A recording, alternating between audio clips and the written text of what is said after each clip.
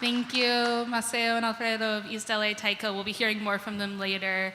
I would now like to introduce to begin the program Ann Burroughs, the President and CEO of the Japanese American National Museum, to greet us all. Thank you.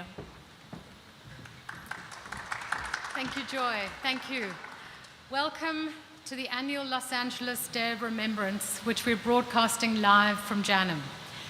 Before our program begins, I'd like to acknowledge our presence, the land that JANM stands on. I'd like to acknowledge our presence on the traditional, ancestral, and unceded territory of the Tongva peoples, who, along with other native people, were brutalized by European settlers and colonizers. We pay our respects to the Tongva people as the traditional caretakers of this land on which JANM stands, and we honor the enduring relationship that exists between them and their traditional territory. I'd also like to thank our partners.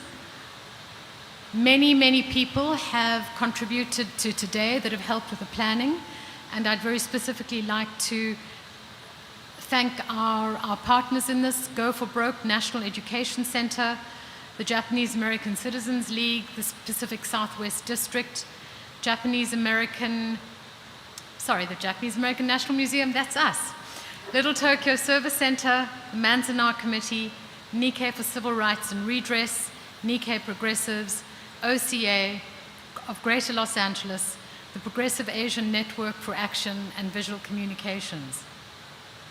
Today we commemorate the 80th anniversary of the signing of Executive Order 9066 that paved the way for the forced removal and incarceration of over 150 people of Japanese ancestry. As we do so, we also remember the enslavement, the forced removal, and the genocide that shaped the history of this country. We also remember the racial injustice and Asian hate that continue to be hallmarks of America today.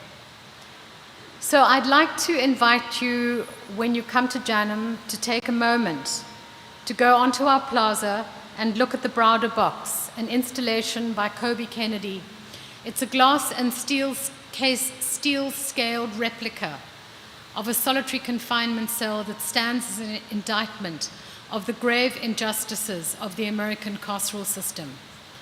But today we also celebrate the good people who choose to remember, the people of courage and conscience around the nation who not cowed and who willing to fight for what's right, to stand up for what's right. Those who use the lessons of history to inform our imperfect present and to shape a more just future. The theme for our program today is Power of Communities, building strength through collective action. And this year's virtual event will honor the resilience and the fight of the community over the last 80 years since the signing of Executive Order 9066, the linkages between redress and the fight for reparations for slavery, and explore the next step for enduring a just and equitable future for all. We cannot forget, we can never forget, that we are just a heartbeat away from 1942, 80 years ago, when people chose fear in itself over the human rights of their fellow Americans. So I look forward to our program today. I know that it will be moving and it'll be inspiring, and I certainly look forward to hearing from our speakers.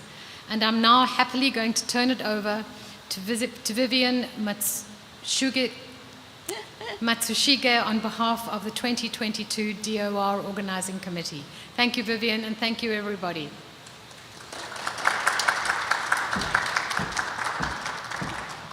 Thank you, Anne. On behalf of the 2022 Day of Remembrance Organizing Committee, I would like to thank you all for joining us this year's annual Los Angeles Day of Remembrance. This is a historic year, as exactly 80 years ago today, on February 19, 1942, President Franklin D. Roosevelt signed Executive Order 9066. This authorized the military to remove and incarcerate persons of Japanese ancestry into concentration camps during World War II.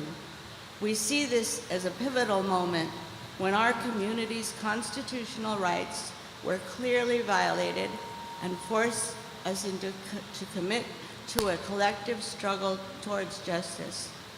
This year's theme, Power of Communities, Building Strength Through Collective Action, honors this fight over the last 80 years since the signing of EO 9066. Through times of division and struggle and difficulty, the Japanese American community continues to come together, not just to defend our own rights, that we understand we must vigilantly protect, but also the rights of all marginalized people to live in a just and equitable world. Today, we honor those of all generations whose lives were forever changed. We will learn about the Japanese American community's solidarity with other people of color in the last 80 years. We will remember the testimonies given by the World War II camp survivors and descendants during the hearings of the Commission on Wartime Relocation and Internment of Civilians. Their voices were a critical part of the ongoing fight for redress and reparations for Japanese Americans. This 20-year struggle resulted in the American Civil Rights Act of 1988 and reparations for incarcerated Japanese Americans. We will then be joined in conversation by Tracy Kato Kiriyama and Kathy Masaoka, both Japanese American activists, and Dreesen Heath from Human Rights Watch, an expert on reparations and reparatory justice. They will highlight how the past informs the present and why the Japanese American community must fight towards reparations for Black Americans. We hope today spurs you to think about what role you will play in your community in this, our collective fight. Thank you.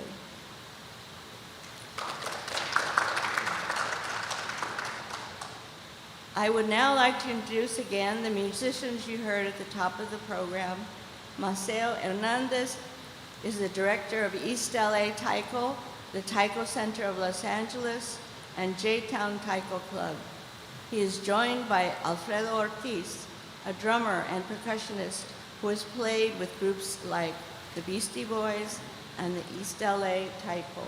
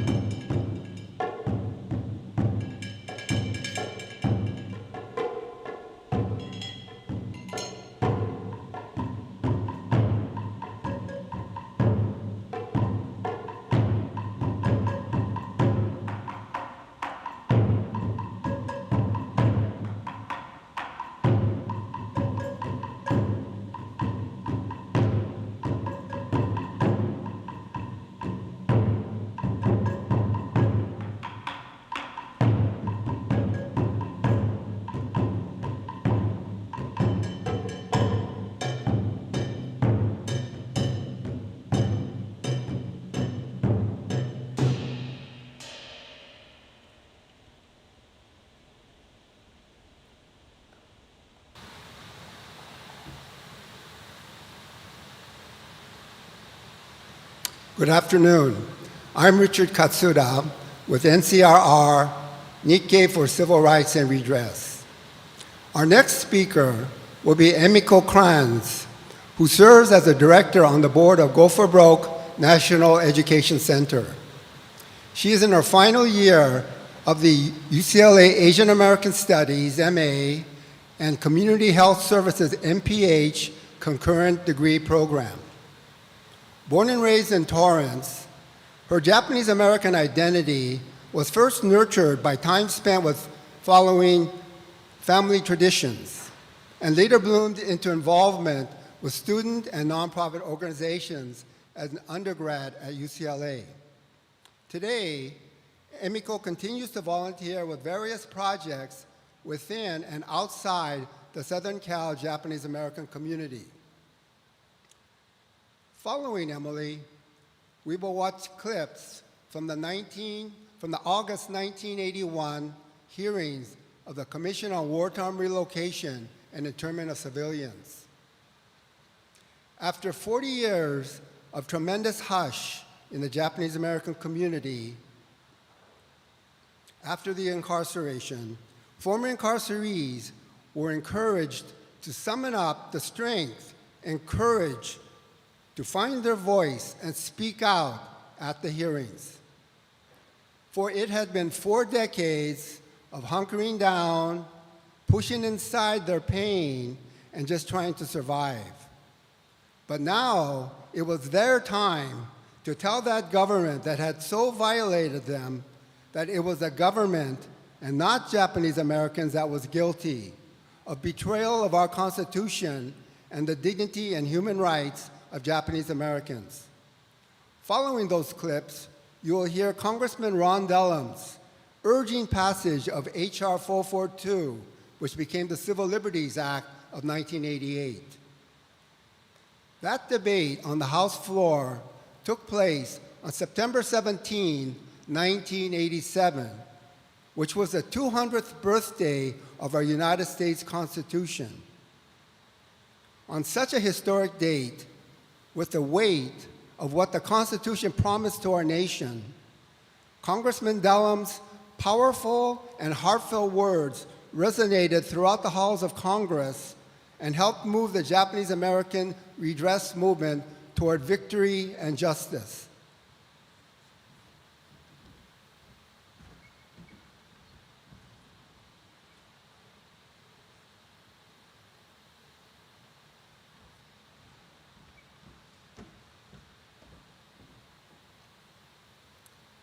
Hello everyone, my name is Emiko Kranz. It's an honor to be here today.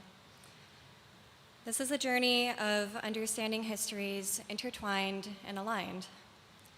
My earliest introduction to US history was told through my grandparents' eyes, a history that began when they were about 9 years old. On December 7th, 1941, Japanese forces launched a surprise attack on Pearl Harbor that shocked the US into its involvement in World War II. Grandpa remembers how the FBI came to their door days after Pearl Harbor. As his mother herded the kids into their rooms, Grandpa took one last peek at his father before he was whisked away. In this first fit of wartime hysteria, 1,291 Issei leaders, like my great-grandfather, were taken from their families. Some were reunited in camp, some found their families after the war, and some were never seen again. On February 19, 1942, President Franklin D. Roosevelt signed Executive Order 9066, the infamous order that, under the guise of military necessity, led to incarceration of 1,500 and 120,000 people of Japanese descent from Hawaii and across the West Coast, respectively, 2/3 of whom were US citizens. Grandpa and his family were bused to Santa Anita first, where they would live in horse stalls for over 6 months, then taken to Grenada in Colorado. Grandma and her family ended up in Gila River, Arizona, another one of the 10 relocation centers my grandparents and many others refer to as camp. These concentration camps were placed across the West and Midwest. Facilities were ill-prepared and provided little protection from the elements, little privacy in living spaces, and few resources necessary for living humanely. while many focused on making the best of what they had, acts of resistance and fights for improved conditions, better medical care, schools, and food, were critical to making camp survivable. In 1943, the War Relocation Authority colluded with the War Department in distributing what is now called the Loyalty Questionnaire to assess so-called loyalty to the U.S. in camp. While some saw an opportunity to prove themselves to the government, many saw how this questionnaire could be weaponized to take away what little they and their families had left. Those whose answers aligned with the government's definition of loyalty and were of age for the draft were sent to serve in what is now known as the 442nd Regimental Combat Team, the most highly decorated unit in U.S. military history, comprised of Nisei who fought for the future of their loved ones. Nisei were also recruited into the 100th of Hawaii and the Military Intelligence Service. Among those whose answers deemed them resistors were no-no boys, many of whom had been fighting for improved conditions in camp. No-no boys, as well as women and children deemed disloyal, were identified by officials and segregated to camp at Tule Lake, known for its imposing armed security presence. This questionnaire deepened divides within the Japanese American community, as a false dichotomy of loyal and disloyal Japanese Americans arose within the camps themselves, with heavy stigma lingering against no-no boys despite the complexities of all decisions involved in choosing between what may now seem like a simple yes or no. Answering to the country that imprisoned you and those you love was anything but simple. My grandparents and their family members were either too young or too old to be drafted into the military at this time. They remained in camp until 1945, after the Supreme Court recognized through ex parte endo that citizens of the U.S. may not be detained without cause. As Grandpa always said, when they were released, all they were given was a train ticket to wherever. You could only bring what you could carry to camp. This meant selling all you had before being bussed away, resulting in families having no material wealth to rely on upon exiting. Many did not have the means to return to what once was home, resettling in new parts of the U.S. as they sought to rebuild their lives. Though my understanding of this history began through my grandparents' stories, it expands through my Asian American Studies courses. While ethnic studies courses are now widely available, this was not the case until 1968 when a multi-ethnic coalition, the Third World Liberation Front, pushed forward the longest student strike in U.S. history, a 5-month battle for self-determination through community-centered education. Asian American activism with the TWLF and beyond was greatly inspired by the African American movement and Black leadership, which brought forward systemic racism as a common antagonist for all seeking liberation. Alongside students collecting under Pan-Asian identity, as well as African American, Chicano, Latino, and Native American students, Japanese American activists helped push back on administrators' attempts to stifle the movement and successfully negotiated for the creation of the SF State School of Ethnic Studies, the beginning of ethnic studies installment on campuses nationwide. Equipped with passion and experience from the TWLF and other fights, Sansei activists began organizing around remembrance in the 1960s, bringing many Japanese Americans of a community previously divided together behind the shared goal of holding the U.S. government accountable for the harm done to Issei and Nisei decades prior, much of which took form as a silence that reverberated through generations as intergenerational trauma. As support for investigation of the wartime injustice burned brighter through the 70s, Japanese American activists, organizations, and politicians mobilized to fight for an official apology and restitution from the U.S. government. The redress movement was driven forward in the 80s. In 1980, the U.S. Commission on Wartime Relocation and Internment of Civilians, or CWRIC, was created to hold hearings and gather facts about the exclusion. More than 500 Issei and Nisei testified, sharing their wartime experiences. For many, this was the first time they spoke publicly of what they endured, breaking their silence and demanding redress. The CWRIC compiled evidence from hearings and other investigations and announced decisions related to the incarceration to be based in fear and racism in its 1983 report, Personal Justice Denied. In 1985, legal battles pushed overturning Supreme Court cases in the names of Hirabayashi, Yasui, and Korematsu. Finally, in 1988, after tireless efforts by Japanese American organizers and tremendous support from Black Congress members and many other politicians of color, the Civil Liberties Act was signed by President Ronald Reagan, authorizing a national apology and allocations of $20,000 to every surviving Japanese American affected by Executive Order 9066. Though an apology and a check would never replace years, belongings, and lives lost. When I was a child, spending summers driving up to Mammoth, Grandpa would detour through Manzanar, and at the time, I couldn't fully grasp the significance of this camp to my grandparents, since they were incarcerated elsewhere. But decades later, driving up for the Manzanar pilgrimage myself in cars full of Yonsei, Shinnisei, and other Asian American friends, I felt the weight of this history as we entered the parking lot. History of my grandparents, my great-grandparents, and entire communities. We danced to Tonkobushi alongside Black, Indigenous, Muslim, Latino, so many activists of color who are also fighting for justice for their communities. And reflecting on this, I realize that understanding our stories is but the first step toward a just future for all. By fully understanding the depth of our community's history, strengths, and trauma, we're better able to see how this history intertwines with that of other communities, how this history aligns in a need for collective action that guarantees better futures for all seeking liberation. Thank you.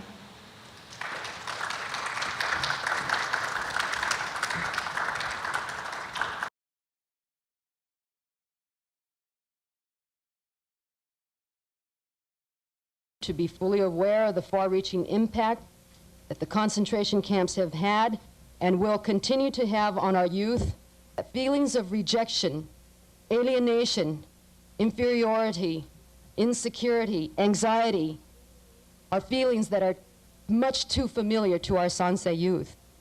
As one student stated in her term paper, the shame and humiliation that my parents suffered were passed on to me. And although I never saw barbed wire, tasted mess hall food, or lived in cramped barracks, my mind is still imprisoned from that experience. Thank you. Thank you very much. The pain, trauma, and stress of the incarceration experience was so overwhelming. We used the psychological defense mechanisms of repression, denial, and rationalization to keep us from facing the truth.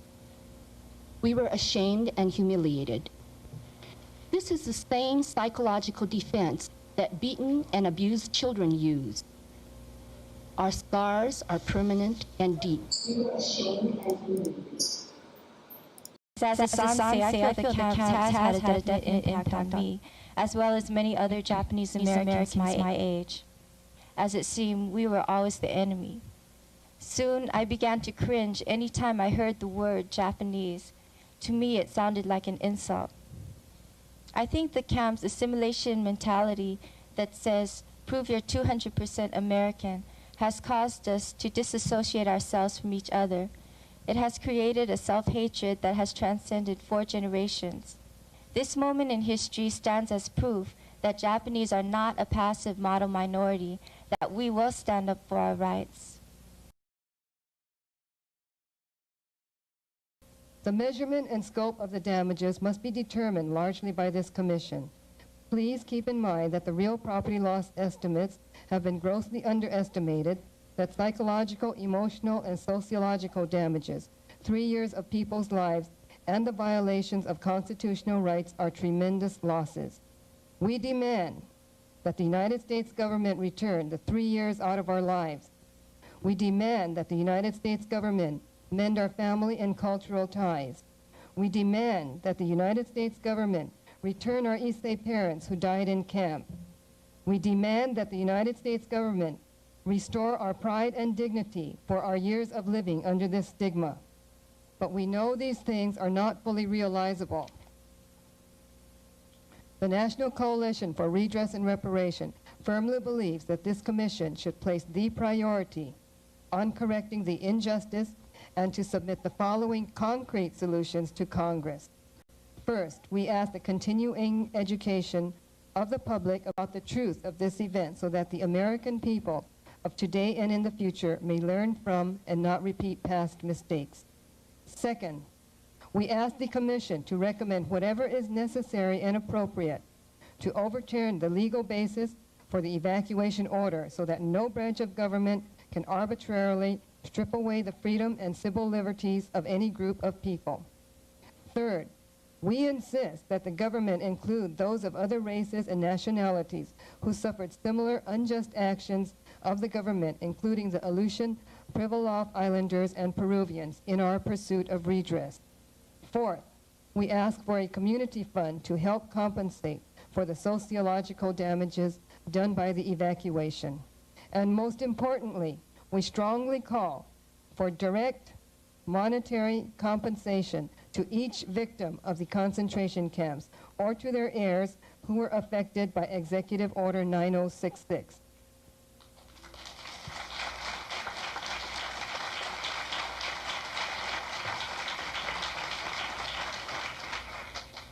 So you're trying to hurry me, and I will not be hurried by you as a representative of this government ever.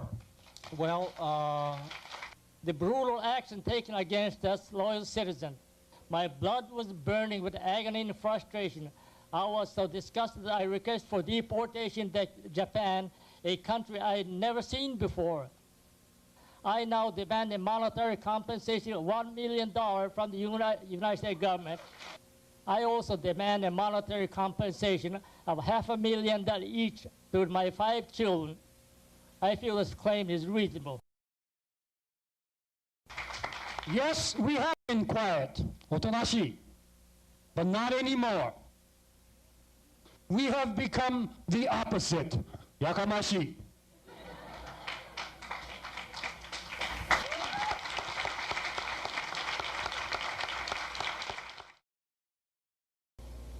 I have some very personal feelings and experiences that arose out of that event because many of my classmates and neighbors were uprooted. I think the point that I'm trying to get across is ensuring for all time that we in this country will never, never again permit this kind of travesty to occur in our country. Because we need to say to those Americans who were literally robbed of their belongings and who were made to suffer immeasurable hardships that you were done an injustice. And we recognize that you were done an injustice, that you were unfairly discriminated against, and we recognize and regret that discrimination, that you were made to suffer the bitter consequences of an unjust imprisonment, and we apologize for that imprisonment, that we owe you a huge debt, a debt that we cannot possibly hope to repay, but an obligation we must somehow try to meet. So it is no accident, you know, that Chicanos and Mexicanos also know how the Japanese people feel. In closing, I would like to say strongly, one, that the Frente de los Pueblos Unidos supports the demand of the Japanese community for redress and reparations. That we pledge to keep on struggling for the pride, dignity, and rights of all oppressed nationalities together. Long live Third World Solidarity.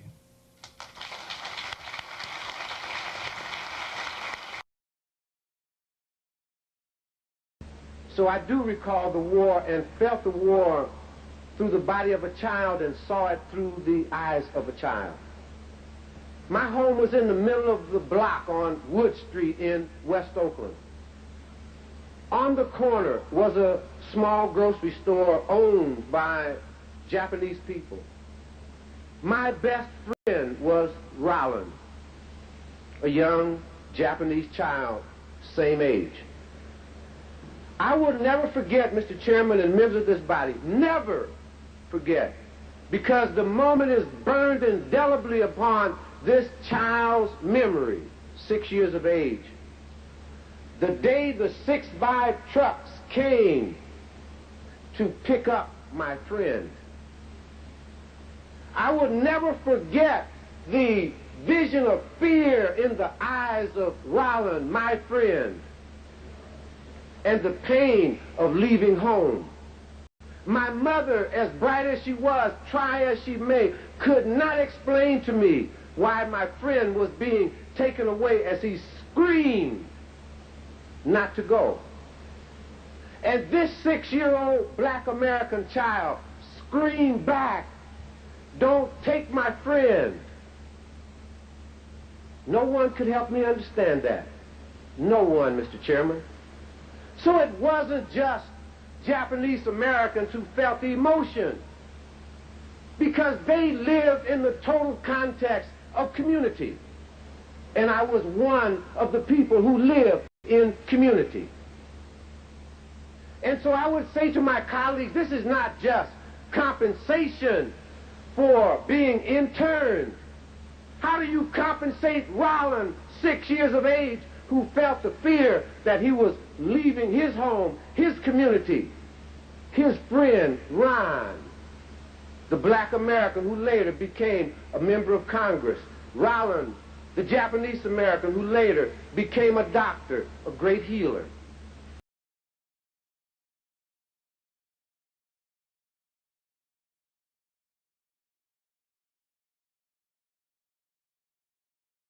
Steve Nagano and Richard Katsuda for the edit of the powerful testimonies. My name is Miyako Noguchi, and I am honored to be filling in for Jan Tokumaru, who is unable to be here. Jan herself is a connector of communities and workers, like our panelists here today. As one of the younger members of Nikkei Progressives, it is so special to be able to share space, whether online or in person, with an intergenerational group of community activists like Jan, Kathy, and Tracy. As we heard today, a crucial piece in the fight for reparations for the Japanese American community was being able to tell our own narratives and testify about the firsthand impact of the camps on ourselves and our families, friends, and loved ones. Something that would not have been possible if activists and organizers of groups like Nikkei for Civil Rights and Redress had not pushed for more accessible hearings in 10 cities, including Los Angeles. We also heard from important figures whose families were not incarcerated, but who still spoke out in solidarity with Japanese Americans and supported this fight for justice. Their testimonies are powerful and moving. Their words remind us of the importance of actively practicing solidarity in the fight for our collective liberation. Japanese Americans were not the first to fight for reparations. The systemic racism, dehumanization, and disenfranchisement of Black people has existed since before the history of the United States began, as has the fight for reparations to those affected by it. We hear the call for solidarity in this continued fight for long overdue reparations. On this Day of Remembrance, 80 years after the initial signing of Executive Order 9066, and over 30 years since the passage of the Civil Liberties Act of 1988, we can reflect on our role in continuing to support the fight for reparations. Now, we will hear from 3 organizers who will share on the importance of approaching reparations with solidarity at the forefront, and who have been working together from opposite ends of the country to build relationships and people power. H.R. 40, the congressional bill for a commission to study and develop reparation proposals for African Americans, is one of many areas to support in this fight. We hope this conversation will inspire you and remind you that when we fight together, transformational change is possible. We're joined today by Tracy Kato Kitayama, a core artist with Vigilant Love, an organizer with the NP-NCRR Reparations Committee, and a director and co-founder of Tuesday Night Project. They are the author of Navigating Without Instruments, a book of poetry, microessays, and notes to self. Kathy Masaoka, a co-chair of NCRR and an activist in Little Tokyo since the 70s on youth, workers' rights, redress for Japanese Americans, and solidarity with Muslims after 9/11. She continues her work with Vigilant Love and Sustainable Little Tokyo and is part of the NP-NCRR Reparations Committee. And Dreesen Heath, a researcher and advocate in Human Rights Watch's United States program, focusing on racial justice issues. She is an expert on reparations and reparatory justice and has authored reports and publications highlighting victims' rights to seek full and effective reparations that are proportional to the gravity of the human rights violations, including acts of racial discrimination as dictated by international human rights law. She has testified as an expert witness for her work supporting the movement for reparations. Heath's writings on the impacts of ongoing structural racism, racial inequality, and reparations have been widely quoted and published. Before joining Human Rights Watch, Dreesen worked as the special assistant to the director and counsel of the Brennan Center's Washington, D.C. office and was a researcher at the Center for Education and Social Policy at the University of Delaware, examining emerging community health and education policy, with a particular focus on food insecurity and food access in low-income communities at the local, state, and federal level. Outside of work, she spends her time in her community supporting people without homes and organizing against police violence. She holds a bachelor's degree from Wesleyan University. And now to Tracy, Kathy, and Dreesen. Let's hear it for Miyako. Thank you. Thank you for stepping up, and hello to Jan Tokumaru out there too. Thank you so much. We have, I know, a really short time allotted for this discussion, so we've been tasked with sort of self-moderating, and we're going to get right into it. And we want to give as much time as possible, though, to Dreesen, who just flew in yesterday from Oakland via Maryland. So we're so happy to host you and see you in person after so long. So we wanted to maybe just let you open up with some context on the case for reparations, what HR 40 is, and your personal path to this work. Thank you so much, Tracy, and thank you all. I just want to say on top, it is an honor to be in this space, to share in this space of remembrance, collective memory, but also a place of community and of building towards something. And to invite me into this space during this time is truly an honor and a privilege. So I thank you all the partners that have spent time to organize these events on such a memorable day for all of us, but especially those of Japanese ancestry. Here we are today with the context of a growing movement for reparations. This isn't just a national issue, this is of global proportions. The US is just one small part of the pie.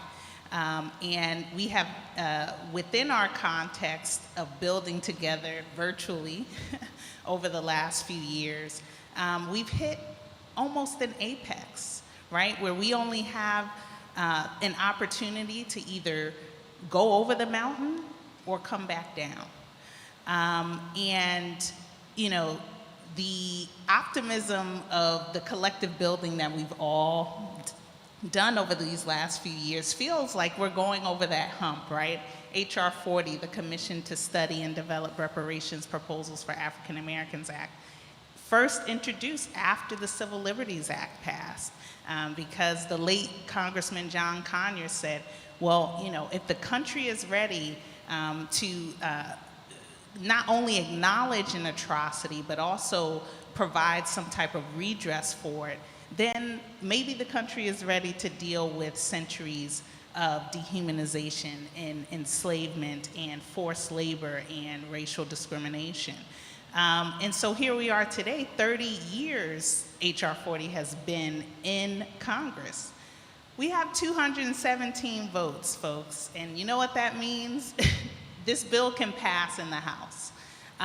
But political will, right? The political context always matters for this advancement. And despite local reparations efforts popping up all across the country. You have hundreds of local reparations efforts, from university students organizing in their communities to local ordinances to establish HR 40-like commissions in localities, or people actually taking matters into their own hands and going direct to implementation, thinking about farming land grants, thinking about self-determination.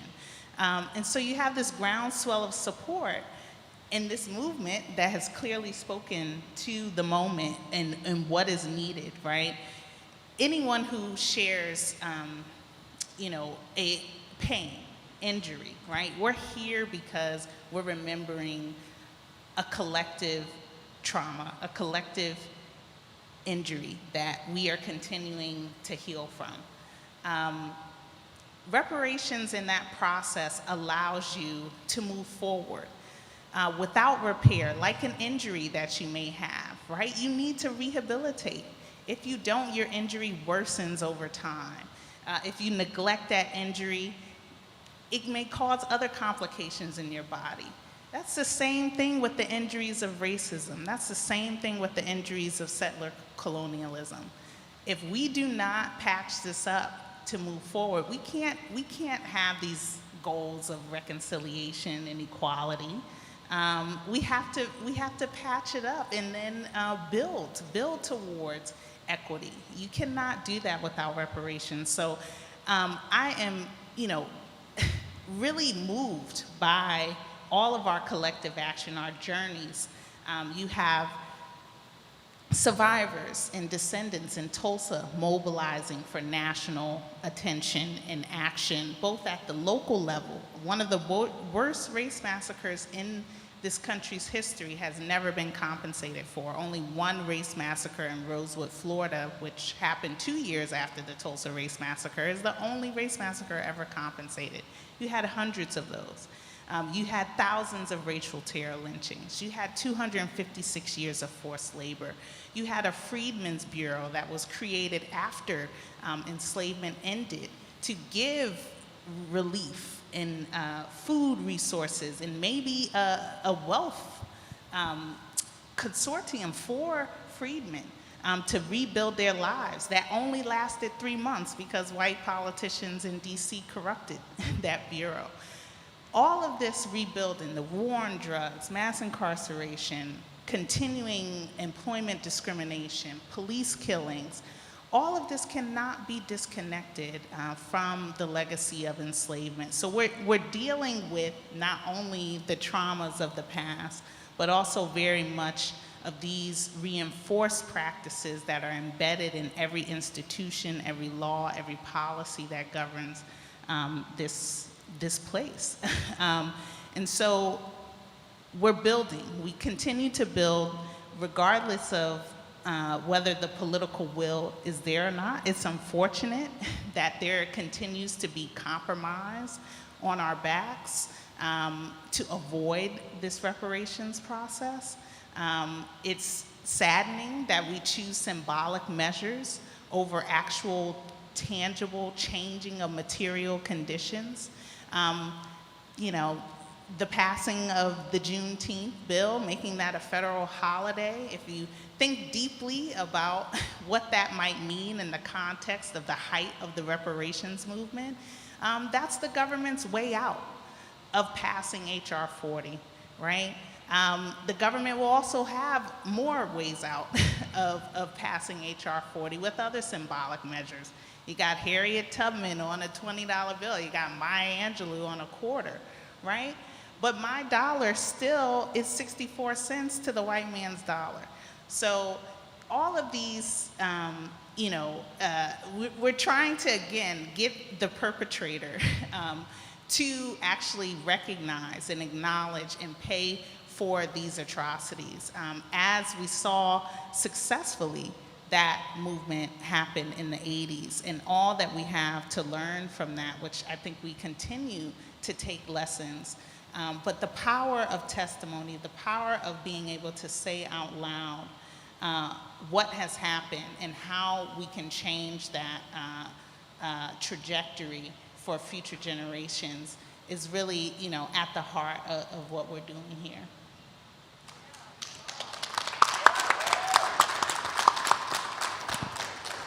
Thanks so much, Dreesen. And I also want to let folks know that we are going to stick around, I think, after the next set of things happening. There's going to be some time for Q&A, so just so you know. But thank you, Dreesen. I definitely want to keep listening to you talk, so we'll come back to that. And Kathy, I want to pitch it over to you now. As an organizer during the redress movement for Japanese Americans, can you reflect a little bit on why a commission now is so important, and some lessons learned and reasons for Japanese American advocacy for Black reparations now? Yes, I want to keep listening to Dreesen as well. But, okay, so I want to start off from the top saying that we as Japanese Americans are really following the lead of Black-led organizations fighting for reparations and Black individuals. And so whatever I say has to be heard in that context, and as well as the fact that what we achieved or whatever we learned, we have to put it into historical time and also the political atmosphere. And all of that needs to be looked at whenever we talk about whatever we did in different periods of time. So we're looking at 1981, the Commission on Wartime Relocation and Internment of Civilians, 40 years ago, 40 years after the camps, right in the middle there from, at this point. And I want to just say it right now that the commission, the HR 40, setting up a commission should be a very simple thing. They're not asking for anything to be paid, asking for a study, a commission to study and to make recommendations, just as we had a commission in 1981. And what's ironic in looking at the context is that it wasn't something we had to fight for. In fact, we didn't want it at first. If you think of it, it's kind of amusing. They offered this commission, and we said, no, this is just going to delay reparations. We want reparations now. We want individual payments now. But we realized the importance of the commission and the fact that I think these are some basic principles that I think NCRR really professed and tried to act on, which is, number one, grassroots. It was going to be a grassroots movement, and so it required that we listen to people have an opportunity to say what they went through and experienced, and that we would learn from these stories. So the commission really did that. From thinking that it was not going to be anything to really being the most powerful thing ever in terms of the movement itself. It not only released people from the anger and the pain of our grandparents and our parents, and I understand now how hard it is to talk about that pain. I mean, we call them triggers, and even Jim Matsuoka says, why do I have to keep talking about it? It brings back that pain. And for us who had never heard these stories, it was such an eye-opener in education, and we just couldn't stop listening. And it was the whole impetus, and it galvanized and sustained the movement for reparations. I can't overstate the importance of that. And I just want to comment on just what else the movement did. I think Emiko talked about this in terms of third world solidarity. We came out of third world solidarity, out of learning from Black leadership. It continued through the redress movement and informed what we did. Support of anti-apartheid movement in South Africa and working with the Hopi Navajo people here. All of that was always something that we kept in mind as we worked on redress and reparations. We knew that there was an intrinsic connection among all of us. So, those are some of the things that I wanted to say, and that the legacy of solidarity, I think, is really, really important. And I'm really proud of our community. In last year in February at the testimony for HR 40, I was able to testify for NCR and NP, but there were 300 letters or more that Japanese Americans across the country submitted testimonies in support of HR 40. And that's the kind of support that we want to build now. So speaking to the Japanese American community, that is what we need to do again today. Yeah, and I know, Kathy, you always talk about, but wait, there's more. You always talk about, in how much we understand that it's not only owed and overdue, right? But that it's possible. So do you want to say a little bit more on that? I do. I'm sorry. I have notes, but And so the other part is, I think what's really great is that we continue this intergenerational work, which I think is required, and we're learning so much from reparations, we're studying, we're learning from younger people, we're learning, and we're relearning. We're looking at reparations again and saying, what did we really learn from that? Was it everything it could have been? You know, was it everything that we wanted? And I think that's the other part, is that we have to dream, we have to imagine. And, you know, some of us didn't really know if it was possible. But I think now I have a different mindset, which says we have to really imagine that anything is possible. That we have to imagine a new way. You know, so that's kind of the thing that I think I'm learning many of the younger people. And, you know, and the fact that we did it adds to that. It adds that it is possible. It tells people today that it's something that can happen, and I think that's really important for Japanese Americans to really say over and over again, we did it, it's possible, you know, we could even dream bigger. So, you know, we need to carry that message forward. Now you can clap.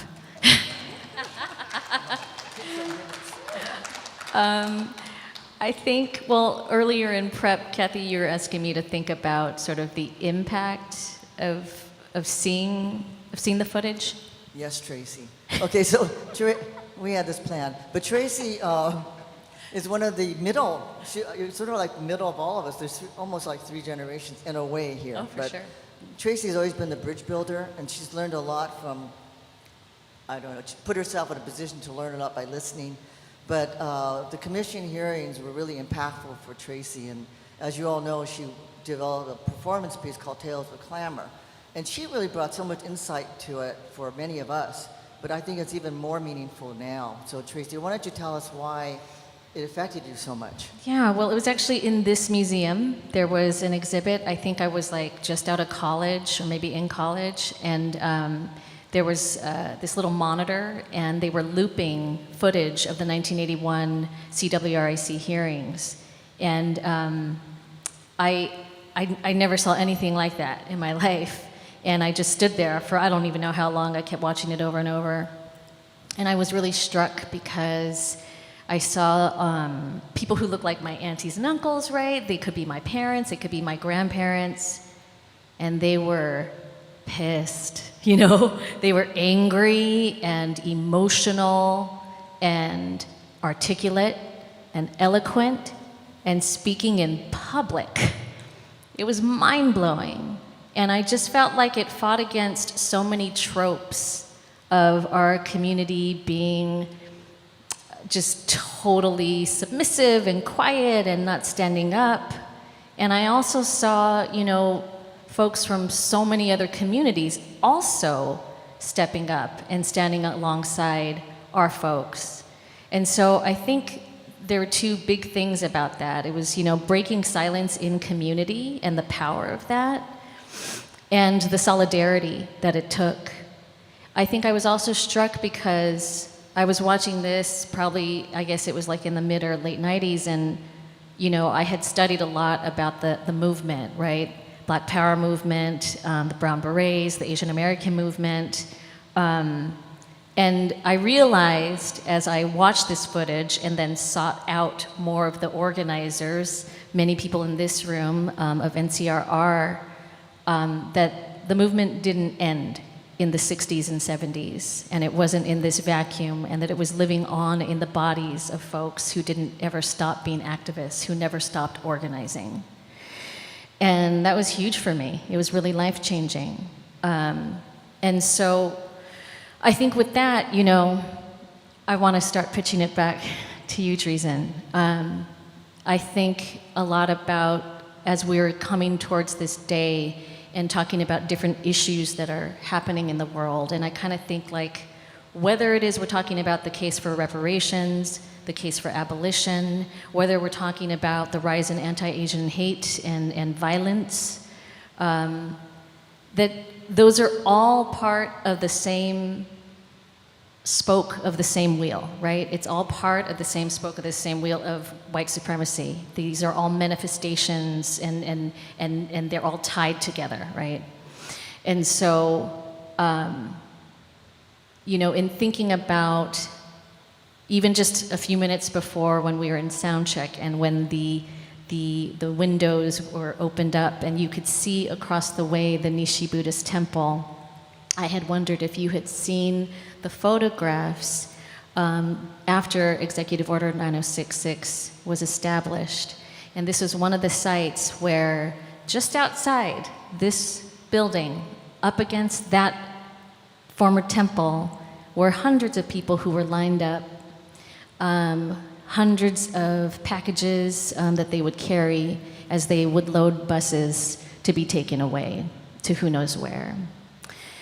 And so as we sit in the middle of this weekend, the 19th of February, the middle of President's Weekend, in the middle of Black History Month, and the 80th anniversary of the signing of Executive Order 9066, I'm just curious, I feel like we gained so much in our learnings in working with you, working with folks like Kenneth Henry, working with folks who are leaders in the reparations movement. And I'm just so curious what it is. We've been building a lot online. We've only seen each other through screens. And what is it, how is this all sitting inside of you? What is it like to be here with us with all of these milestones and these moments after all this time? Yes, it's heavy. It sits very heavy, especially when you name place and space and, where we're sitting in proportionality, right? The fact that we were able to extend accessibility to the movement through a devastating racialized pandemic, and somehow, some way, we're still building through that. We're still navigating struggle together.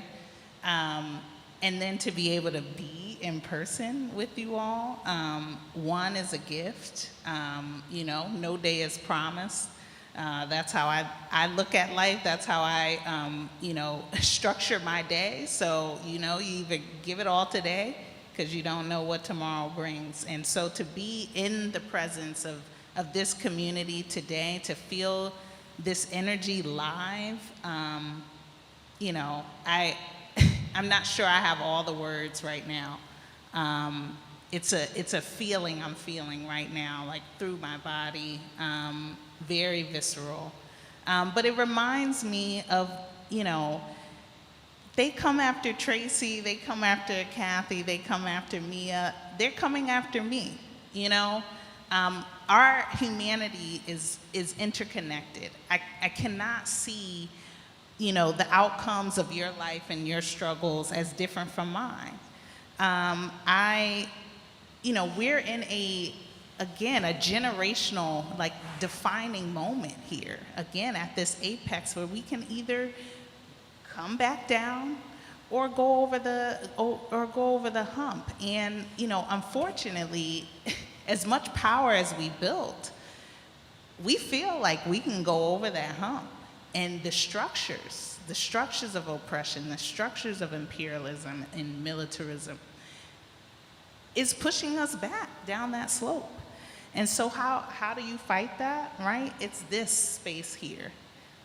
It's what we'll do, across this weekend. It's all of the events happening across the country today, right? The remembering, to acknowledge history, to acknowledge the present is how we move forward. I'm just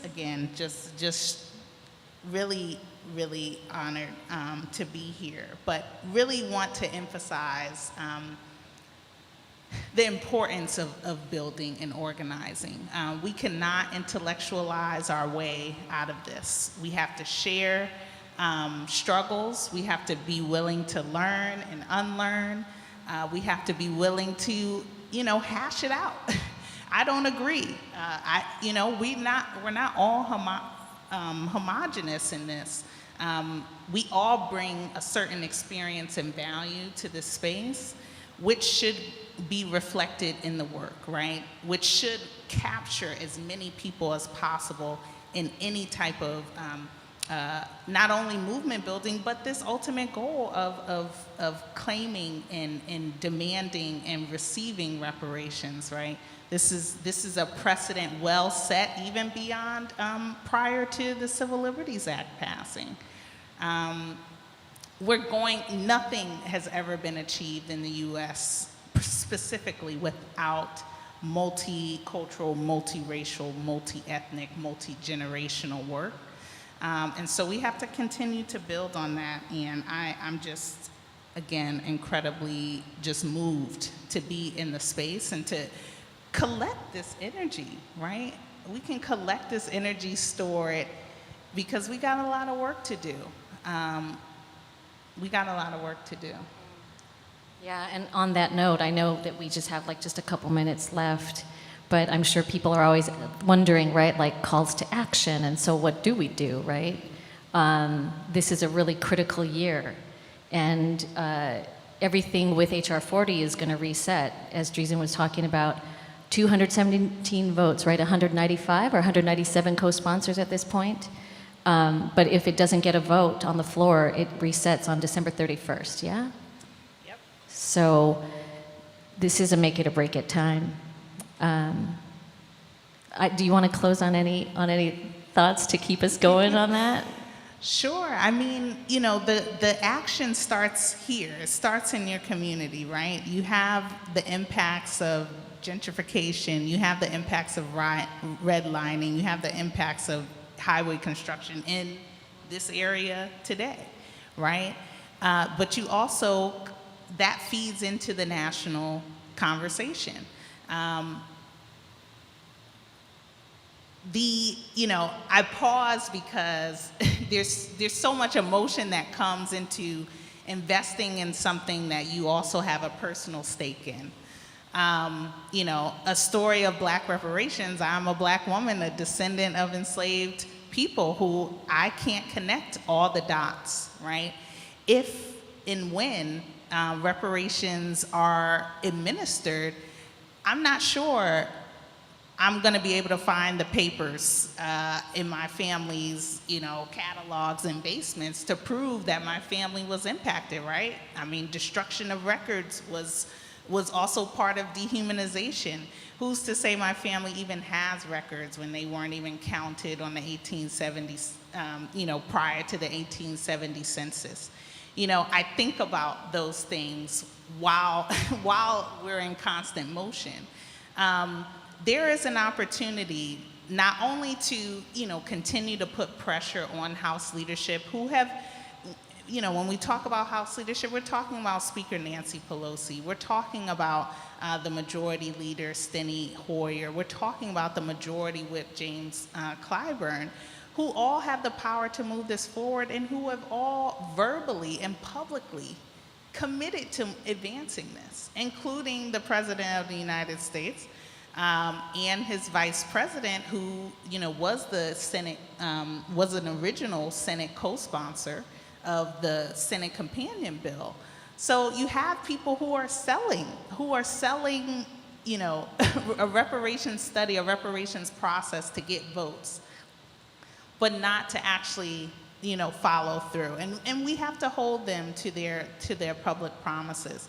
So I say continue to organize, build. Education is important. There's a lot of myths about reparations, what reparations are, right? I see the strength in how the demands were so clear in the Japanese American redress movement. And the demand strictly also explicitly for monetary compensation. That is incredibly important. I mean, we still haven't even apologized for enslavement today. The chattel slavery system today had an opportunity while President Barack Obama was president. But again, these political factors are deterring the will of the people, and we can't allow that anymore. We have to change the narrative. We have to reclaim our power back. We have to change change the lens on political will that we are, these governments, these authorities are accountable to us. And there is a necessary process that needs to move forward in order for this country to reach any North Star of reconciliation. So start at your tables, start at your dinners, have these conversations, bat down the myths, but also don't just concentrate your energy on the U.S. congressional leadership, also concentrate your energy on your local leaders as well as on this administration, who has also very much promised and committed to advancing this work forward. Thank you, Dreesen. And you know, we always talk about this, how the stakes are really high because it's the future of humanity is at stake, right? So we're with you. We're in this, and this is a room full of committed folks, and there are people watching online from all over, and people are organizing. And yeah, so we just want to thank you so much for being here with us today. We'll be back later. Right. Anything you want to end with, Kathy? I just think it's time for us to keep on raising our voices as we did, as the commission hearings unleashed our voices. Let those voices come out again in terms of supporting a commission, which again is such a simple thing to do. What is there to be afraid of? Thank you. Thank you.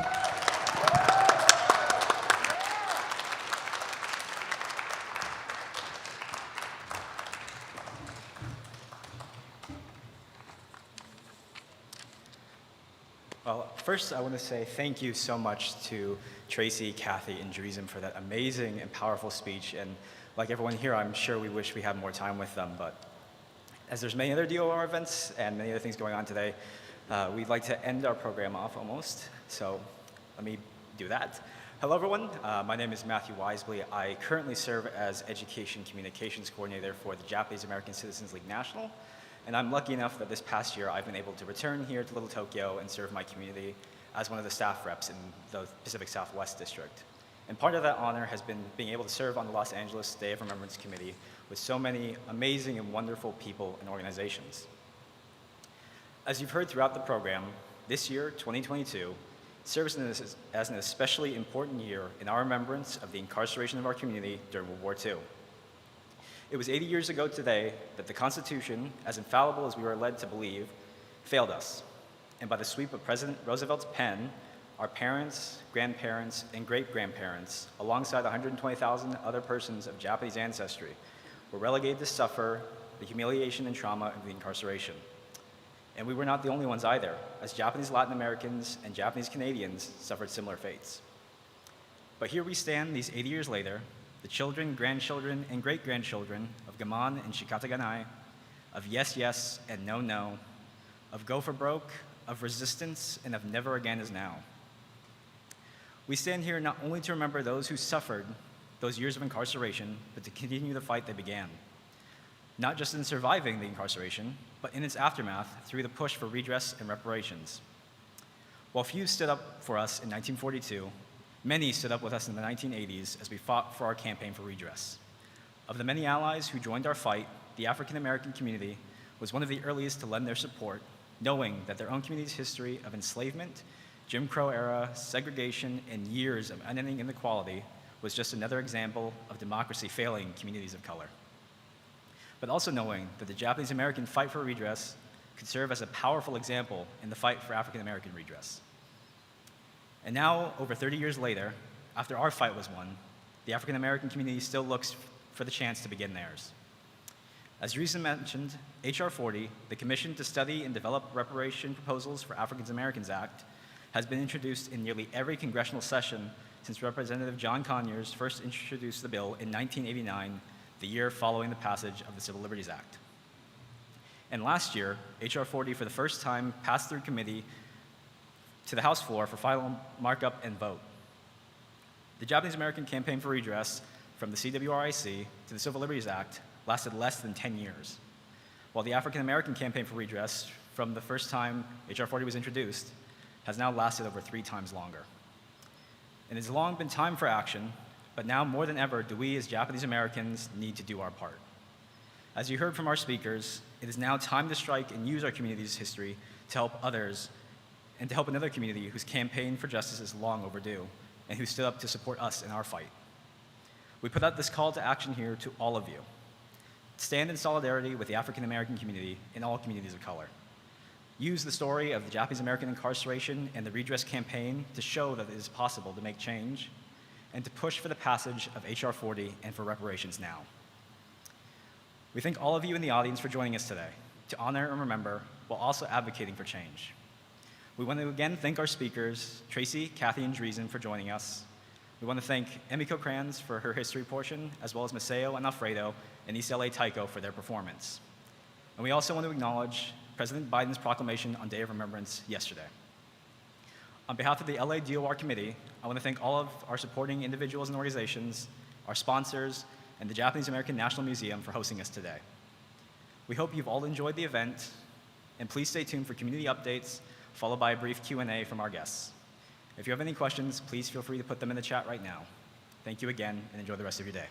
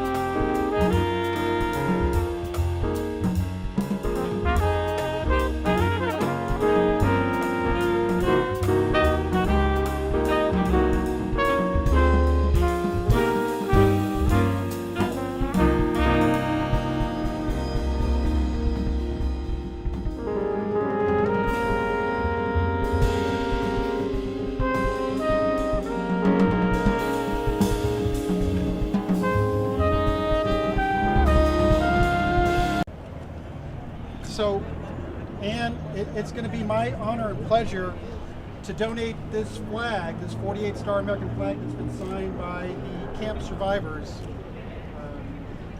in honor of them and their sacrifice, their hardship, their loyalty, their resiliency. It's my honor to donate this flag to the Japanese American National Museum to help represent them and remember them and honor them. So again, thank you for accepting this flag on behalf of JAM. Thank you. Thank you. It's our honor. It's our honor and our privilege to be able to accept this flag. It's such an important project. It's such an important way to memorialize what happened, and it has such meaning to be able to do it at JANM and with the survivors behind us, so many of whom have been the heart and soul of the museum since the very beginning. Excuse me.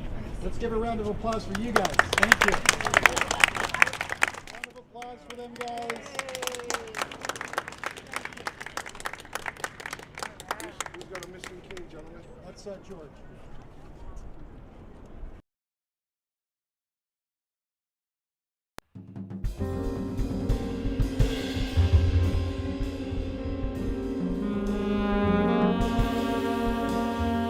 everyone. Thank you so much for submitting some questions. I guess let's start with this. So, what is the most effective way to communicate with reps? Call, email, snail mail?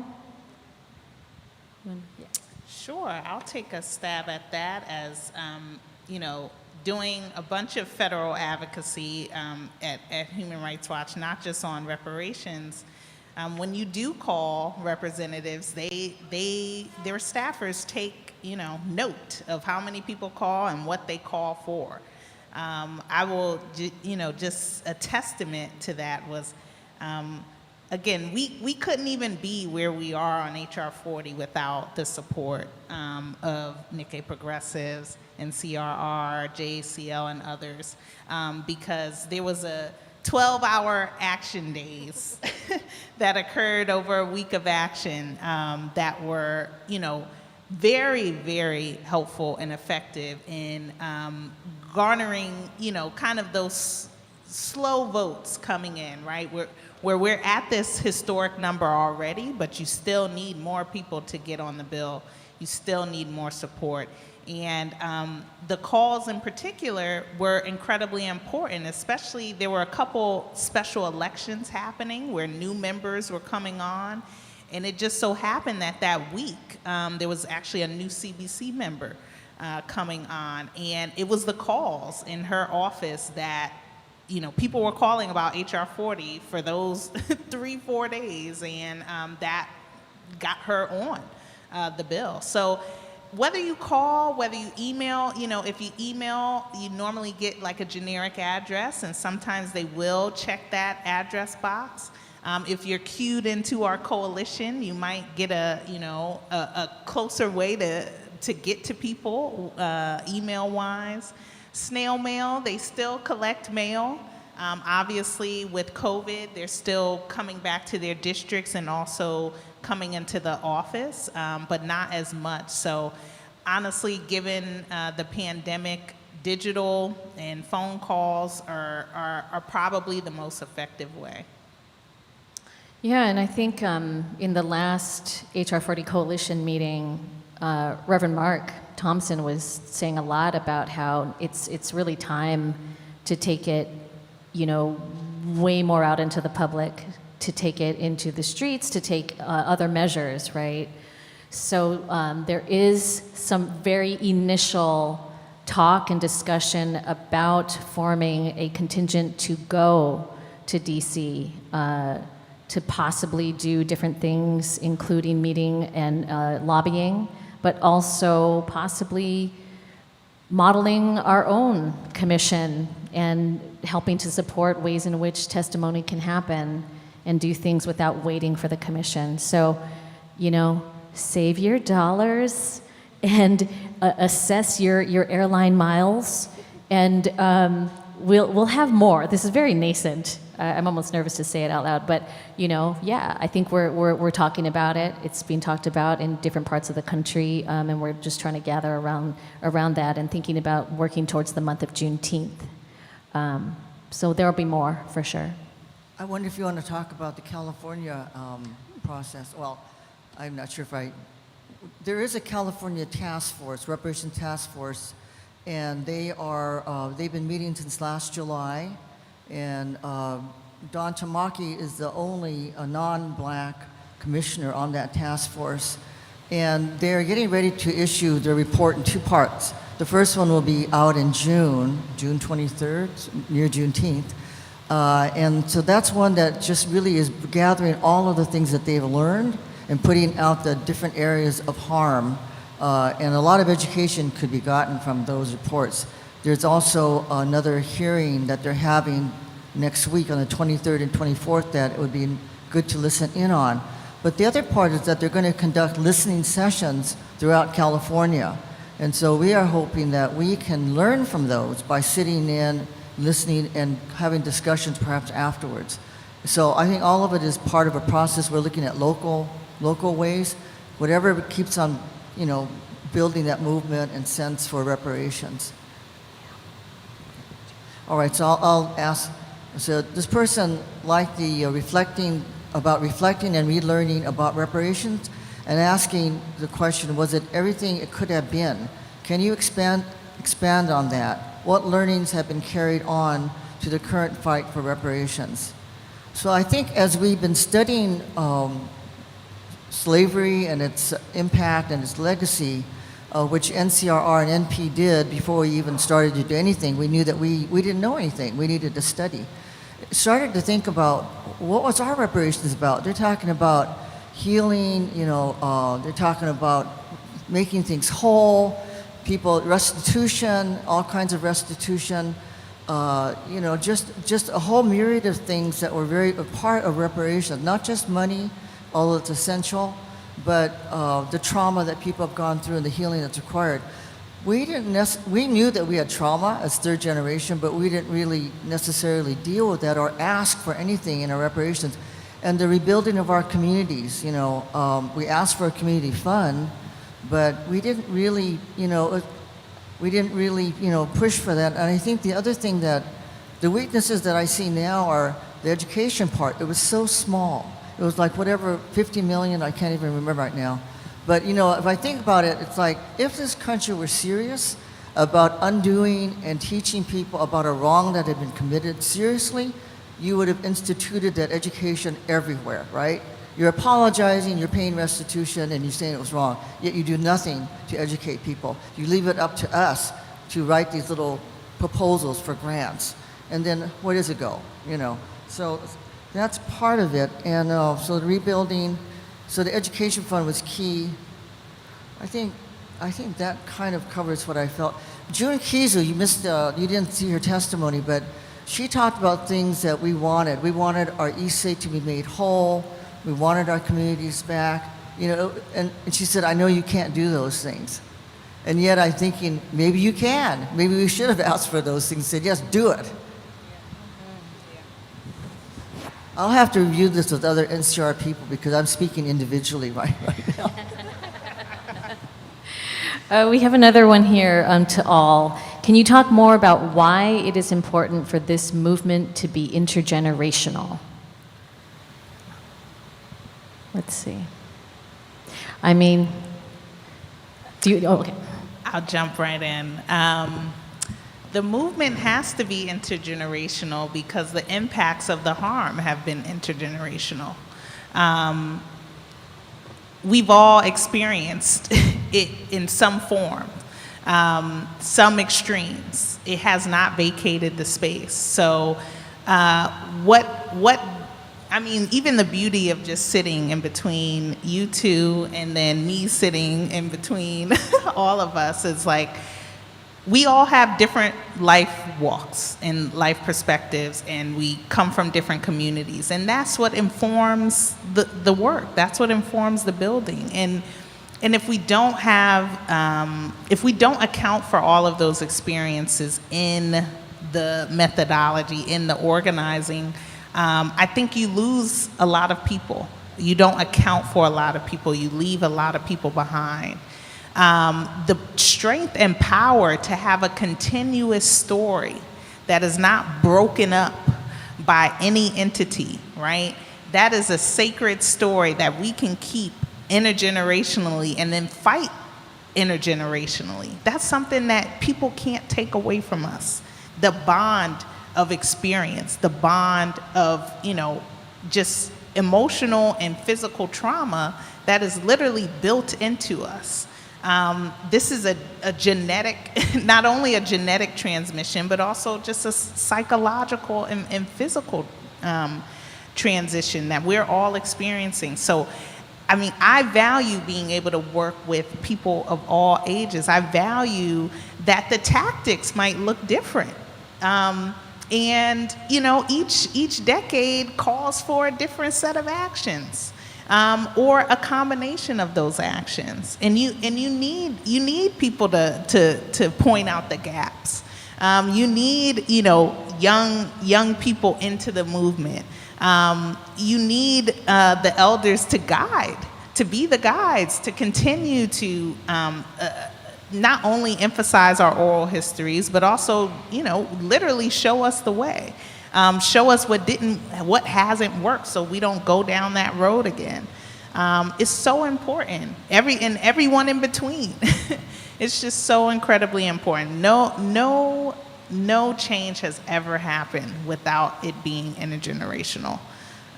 So long as the impacts and the harms and the injuries continue to affect us, I work for what I work for, not because I will see it, but because my children and grandchildren and all of the people that come after me are in hopefully a better place. They're working and organizing from a better place, but they may be working and organizing from an even worse place. Either way, that's incredibly important that we have a vision that extends beyond our own existence, our own physical existence. That's what's going to keep us alive. Yeah, and I think a lot about the lessons of intergenerational work in terms of, intercommunity, interdiscipline, right, intersector, and connection and continuum and power, in that there's so much working against us all the time, but we do have certain things in our wheelhouse that people cannot take away from us. They can't take away our generations, right? Our connection to each other through different generations. Even within the coalition, there are folks that I feel like I'm always learning from who are from totally different sectors, totally different parts of the country. A lot of folks in faith and ministry groups, people representing very different walks of life. And I think that's the thing, right? Like intergenerational work, I do think about the lessons of that in terms of all the things that we're fighting. We were talking a little earlier about the need for solidarity, right? In all of these cases, we're fighting against these fallacies of disposability and invisibility, the model minority myth as strategy to keep us divided. So I think intergenerational work is a way into looking at working with different kinds of people, not just different ages and generations, but different sectors, different so-called issues, and how we bridge those issues together to say, no, they're not separate. I'm not working on this one day and this on the other. We're doing this all together, right? So, and then, yeah, I think at a practical level, I feel like in Nikkei Progressives, we learn a lot about language and efforts, initiatives, organizing, strategies, tactics, and that's really important so that we're not wasting time thinking that we're coming up with something completely new or original. And there's always going to be completely new and original things and thinking, and that's great. And a lot of times too, though, it's like the conversation is actually just continuing. It's just building. It's not always so new. I just want to say that these two people here are really the people that bridge those community generations and communities. Tracy and Dreesen individually do so much. I don't think we would be connected without Tracy in our community and probably you, Dreesen, in your community in terms of happening today, being able to work together. I really do believe that. And so I think, I don't know, I don't really have much to add to that because we've been struggling and learning a lot, and it's really interesting because it's not easy. It's kind of painful sometimes to be confronted by challenges and ideas, and it was really hard about a year ago, if I remind ourselves, and I think we've come through a little bit of a hump in terms of that, but it's really interesting, and I think we just have to keep our minds open, especially, I can only speak for older people. For us older folks, we have to keep our minds open to what people are telling us, and we can react, but we should come back and try to listen, and then figure it out, as Dreesen said, talk it out. And I just want to say two things I didn't say before about what I'm learning from today, because I just realized that the commission that we had was almost all white male men, older men, and one Japanese American. And today, all the commissions that you're seeing are probably African American, maybe one non. So it's very interesting. We didn't even think about the possibility of having more of our people on there, I don't think. Maybe I'm wrong. And then the other thing is that we've been asked by some of the people working on reparations about how our money was distributed and who distributed it. We said the Office of Redress Administration under the Department of Justice, and their response was, we don't trust the government to distribute the money, which is, you know, another interesting response. And it's like, wow, we didn't even think about that. I mean, that our mindset was so different. But, you know, so it's like learning from the past, learning from each other, learning from different generations, learning from different communities. You know, it's like, it's really an interesting and crazy time, but it's kind of exciting because I wouldn't want to be alive any other time, I think. I mean, I don't have a choice, but it's... Well, also, Kathy, you come from intergenerational work before this time period, right? You were in your 20s and 30s at one time working with an older generation and learning from them, right? So we're learning from that intergenerational work at that time. Yeah. And even though we didn't speak Japanese, we learned from the first generation, I think just by observation. And I think, I really think that we have to remember the first generation every time we talk about the camps, because they were the ones that really lost so much and had so little voice. You know, it was taken, their voice was taken away because they didn't speak the language, and their power was taken away. So. Okay, that's our time. Thanks so much for the questions and letting us share this day with you. Thank you very much. Thank you. Thank you, Treason. Thank you, Kathy.